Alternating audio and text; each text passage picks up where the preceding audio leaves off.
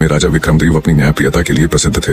एक दिन एक वृद्ध साधु उनके दरबार में आया। साधु ने कहा, महाराज, मैंने 20 वर्षों की तपस्या से यह दिव्य रत्न प्राप्त किया है। इसे सुरक्षित रखने का भार अब आपको देता हूँ। राजा ने उस रत्न को स्वीकृत कर लिया। वह रत्न इतना चमकदार था कि दरबार में सभी की नजरें उस पर टिक गईं। राजा ने रत्न को अपने खजाने में रखने का आदेश दिया। उस रात राजा को एक स्वप्न आया। उसमें वही साधु दिखाई दिया और बोला, महाराज, मैंने जो रत्न आपको दिया वह एक श्राप से बंधा है। यदि उसका दुरुपयोग हुआ तो आपका पूरा राजवंश नष्ट हो जाएगा। सुबह राजा घबरा कर उठा और खजाने की ओर दौड़ा, परंतु जब वह खजाने में पहुंचा तो वह रत्न गायब था। राजा ने तुरंत अपने दरबारियों से पूछताछ की। तभी महामंत्री ने कहा, महाराज, हो सकता है साधु ही इसे लेने आया हो। वह साधारण साधु नहीं, कोई दिव्य शक्ति है। कुछ दिनों बाद राजा को खबर मिली कि पड़ोसी राज्य ने अचानक उनके राज्य पर आक्रमण कर दिया। राजा समझ गया कि यह सब साधु का श्राप था, लेकिन तभी एक चिट्ठी आई।